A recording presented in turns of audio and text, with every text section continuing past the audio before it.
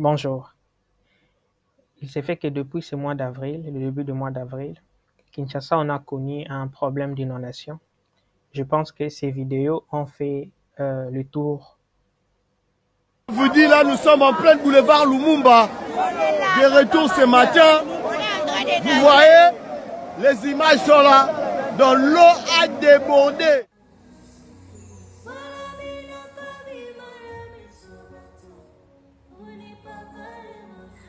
Voilà. Chacun apporte sa petite pierre, chacun peut aider de sa manière. Alors, nous nous sommes dit, je me suis dit de partager une vidéo où nous allons aborder ces sujets sur l'inondation. Nous allons parler de quelques causes que l'on peut trouver, mais aussi de quelques solutions.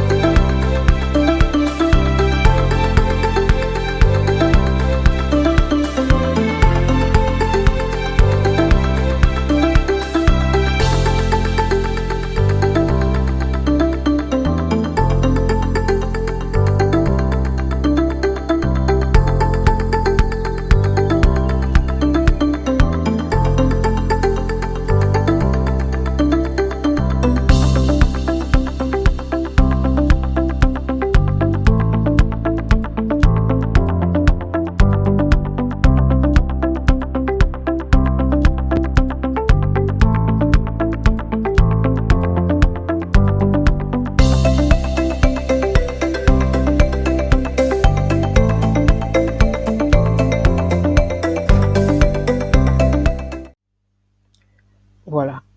Quand on parle d'inondation, le premier facteur qui entre, c'est la pluie. Il faut qu'il ait une forte pluie. Quand on a une forte pluie, on peut parler d'inondation. Qu'est-ce que la pluie va entraîner? Il faut savoir un principe.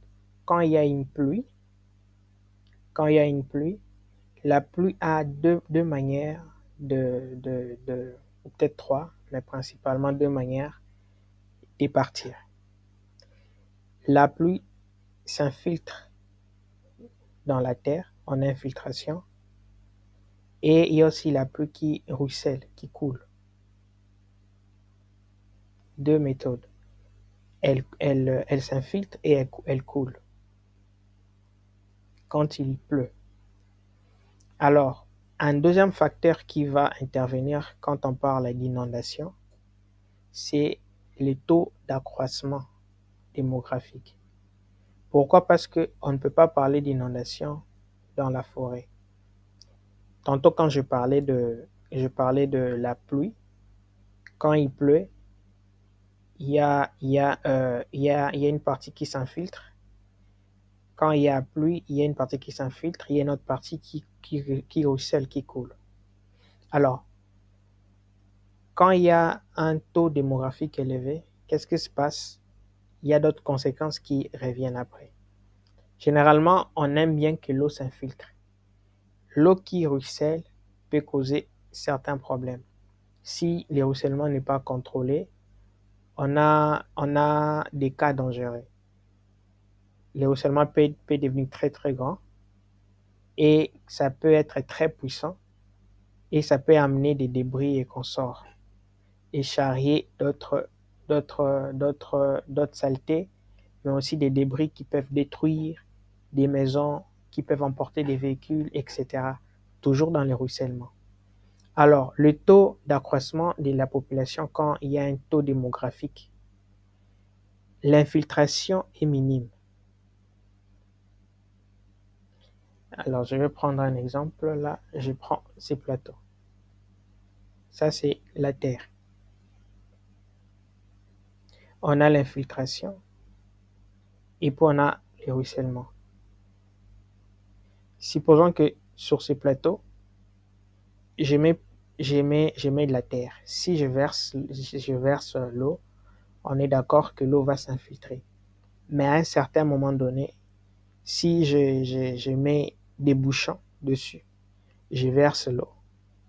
L'eau s'infiltrera aussi, mais pas comme avant. C'est-à-dire, ça aura comme une lenteur pour descendre. Alors, les taux d'accroissement, qu'est-ce que ça apporte? On a plusieurs surfaces qui seront habitées, ce qui fait que l'eau n'a plus sa surface d'infiltration, comme dans la nature. Alors, c'est fait que l'eau va chercher à stagner et à ruisseler. Un autre problème qu'il y a aussi, c'est quand on construit, généralement on bétonne nos surfaces, généralement voilà, les vides, il n'y en a plus. Hormis les maisons qui occupent déjà une surface et aussi les vides sur nos parcelles, nos avenues, etc. Généralement, il n'y en a plus. Il n'y en a plus quoi. Après, qu'y a-t-il encore?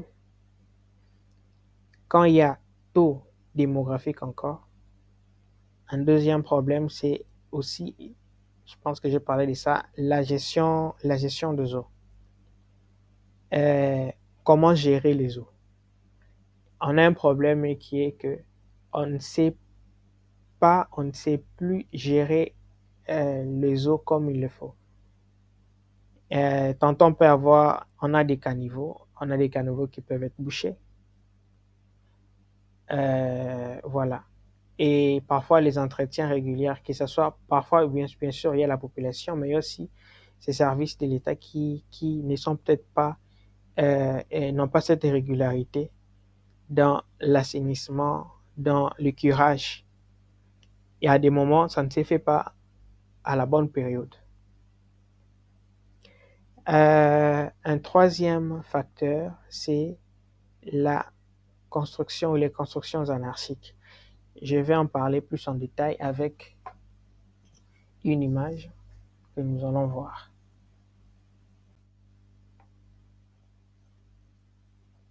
Alors, construction anarchique, je vais vous montrer une image, on va commenter, voilà.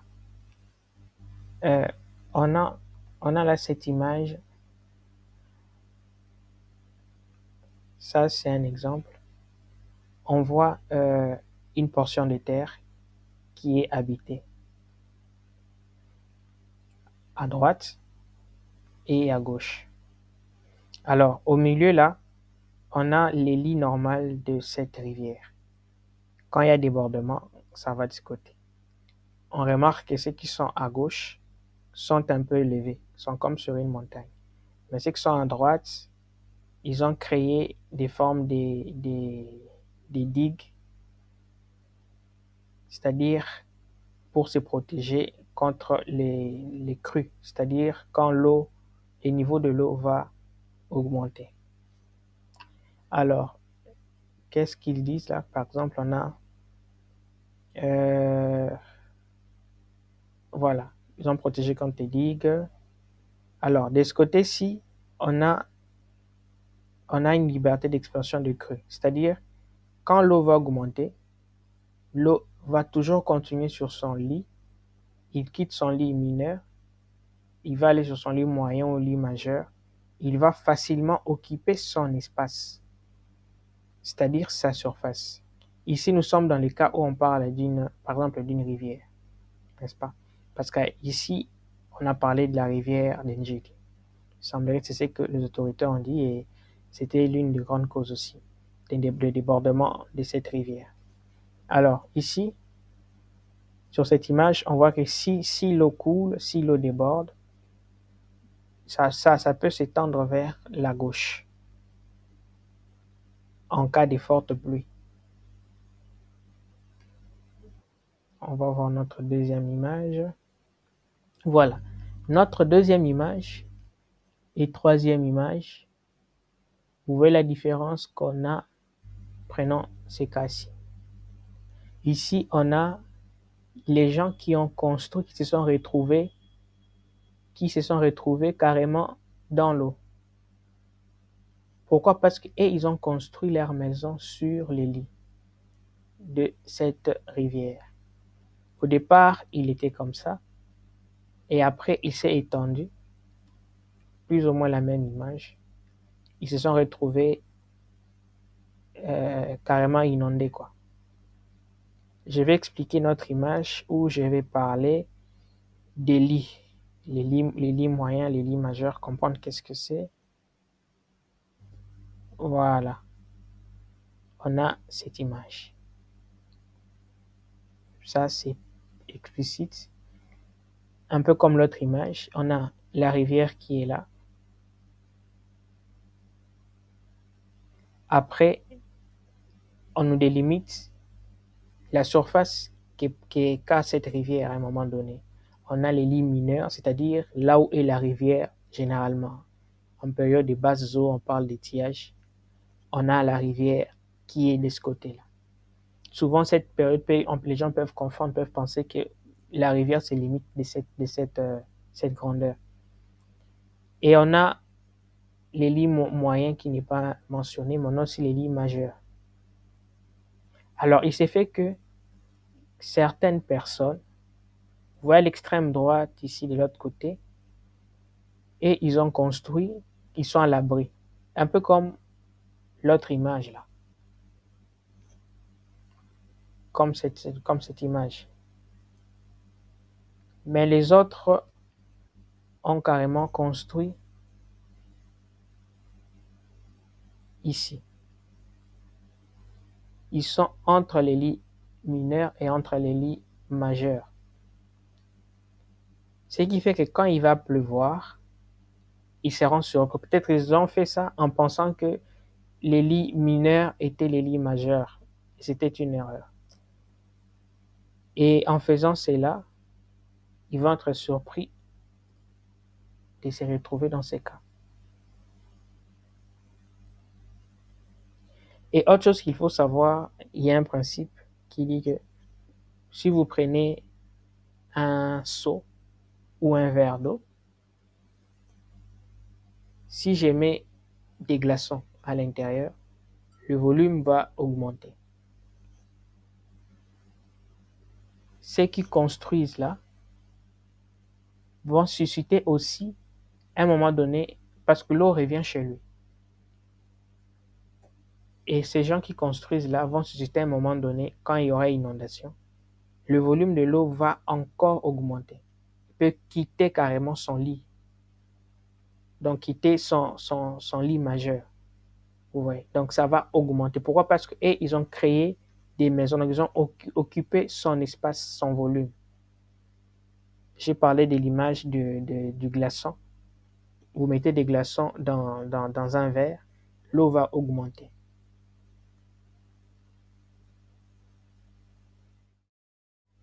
Alors, nous allons maintenant parler de quelques solutions. Il est évident qu'il y a l'aspect où il faut sensibiliser la population.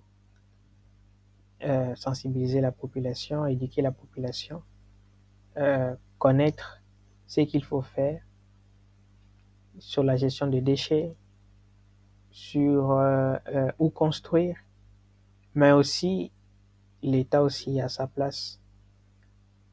La population va curer chez lui, devant sa parcelle, les caniveaux qui se trouvent devant chez lui, mais à l'État de suivre ce qui est sur les curages de grands collecteurs qu'on a sur nos routes, tout le long de nos routes, etc. Et de les faire au bon moment aussi et récurremment.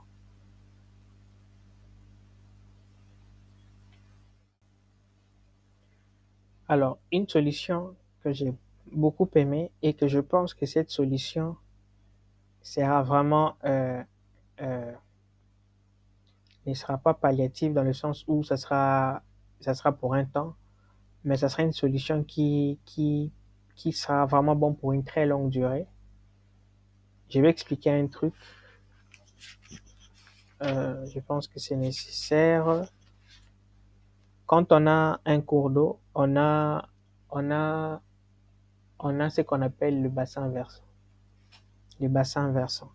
Les bassins versants, c'est la surface sur lequel où on retrouve tout un cours d'eau qui se rejoignent à un moment donné et qui continue sur une voie principale.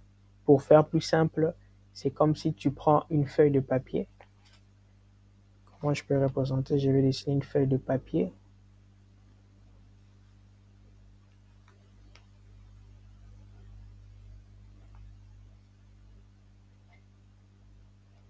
Ça peut être comme une feuille de papier qu'on a là.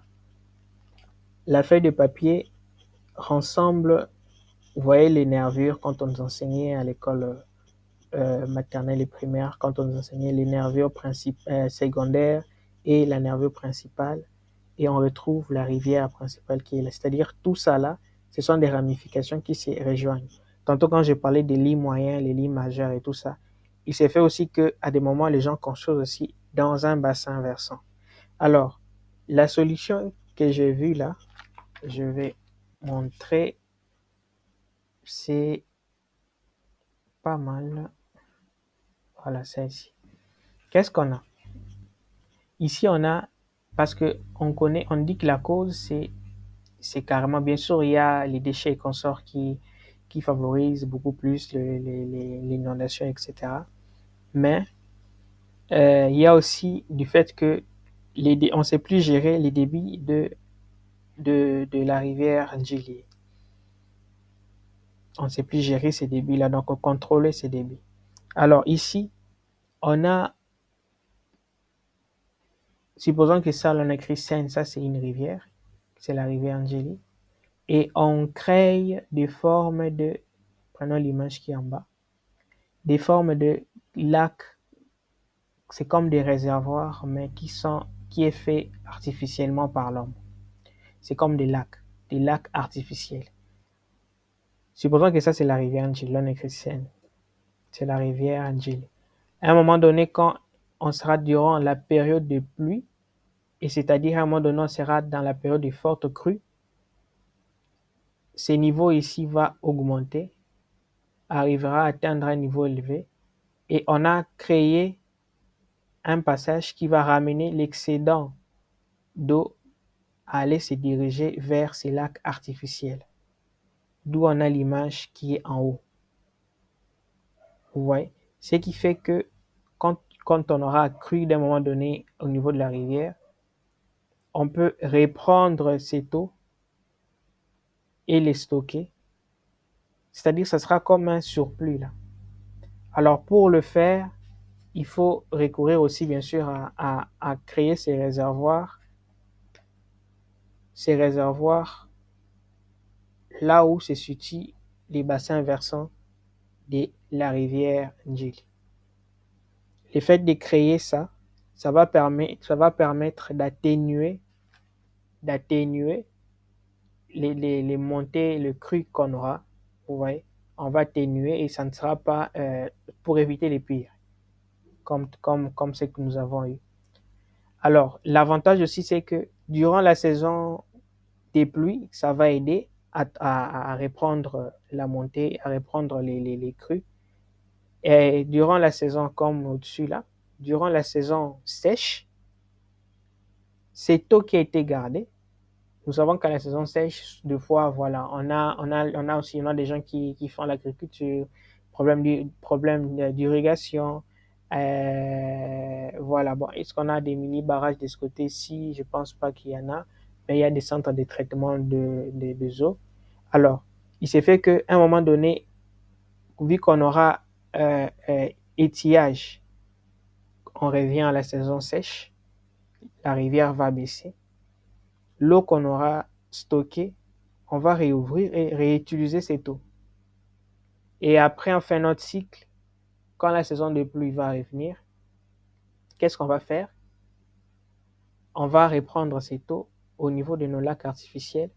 Quand on a crue élevée, on stocke notre eau. Et à la saison, inversement, à la saison sèche, l'eau qu'on aura stockée là, on va maintenant libérer et les ramener sur sa rivière.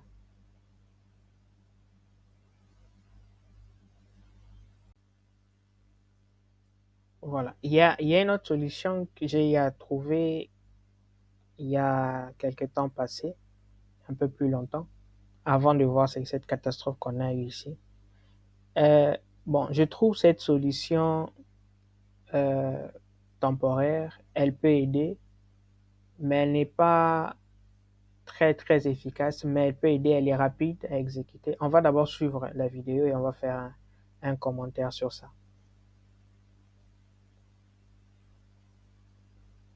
Cette barrière est capable de déjouer une inondation. Le Watergate se soulève simplement au contact de l'eau, s'adaptant immédiatement au niveau de crue sans intervention humaine. Cette solution s'impose de plus en plus comme une alternative aux méthodes traditionnelles, comme les sacs de sable, offrant une réponse rapide et fiable aux problèmes d'inondation. En cas de besoin, elle peut même être traversée par des véhicules, si ceux-ci sont adaptés à la situation. Le Watergate peut être installé sur différentes distances, de quelques mètres à plusieurs kilomètres, selon les besoins de protection. Léger et facile à transporter, il permet une mise en place rapide, même en cas d'urgence. Ce dispositif a déjà été utilisé dans de nombreux contextes, comme pour protéger des bâtiments, des routes, des maisons et des infrastructures vitales lors de crues soudaines.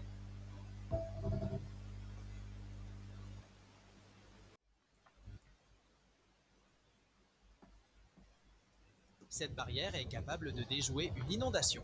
Le Watergate se soulève simplement au contact de l'eau, s'adaptant immédiatement au niveau de crue Je vais essayer de faire des commentaires et suivre encore une deuxième fois. sans intervention humaine. Cette solution s'impose. On voit que ça s'adapte au niveau de la crue quand ça monte, quand l'eau monte, ces trucs aussi montent. Bon, les trucs qu'on a remarqué, on a remarqué que dans nos vidéos, c'est vrai qu'on a vu, il y a de ces endroits où l'eau montait à 1 mètre, 2 mètres, mais il y a de ces endroits où l'eau montait carrément à plus de 2 mètres parce qu'on a vu des pirogues passer. Mais il y a de ces endroits où l'eau arrivait aux genoux, arrivait à la hanche. Il y a eu des cas pareils parce que si les reliefs est comme ça, où il y a la rivière et il va chercher à aller, l'eau va toujours à l'endroit où l'altitude est un peu inférieure. C'est fait que ça va aller, ça va s'étendre. Il y a de ces endroits où l'eau sera beaucoup plus élevée. Supposons que l'eau est en train de quitter vers ma main gauche et va vers l'autre côté, vers la droite. C'est fait que l'eau vient comme ça. Ces endroits ici, les crues seront élevés, mais plus on monte, plus on a les niveaux qui vont baisser. Alors, peut-être ça, au niveau où le niveau, c'est-à-dire les pourtours éloignés, les pourtours, donc les contours éloignés, à ce niveau-là, on avait peut-être 1 mètre, 2 mètres, bon, 1 mètre 50 et comme ça. Je ne sais pas si ça, il peut arriver jusqu'à combien de mètres.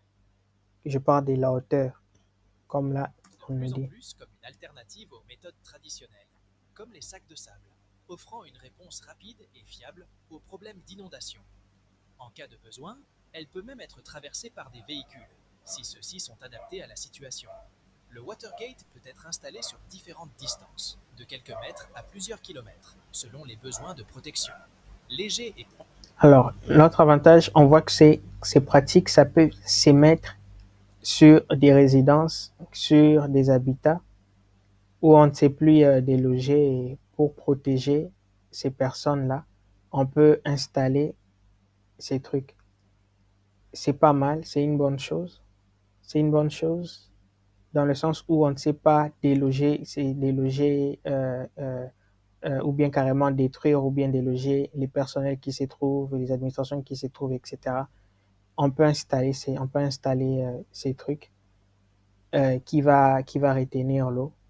Maintenant là, ça sera que il faudrait que ça soit, je ne sais pas si c'est permanent, il faut l'avoir là sur place ou au moment où les services météorologiques que nous avons signalent en avance des fortes crues.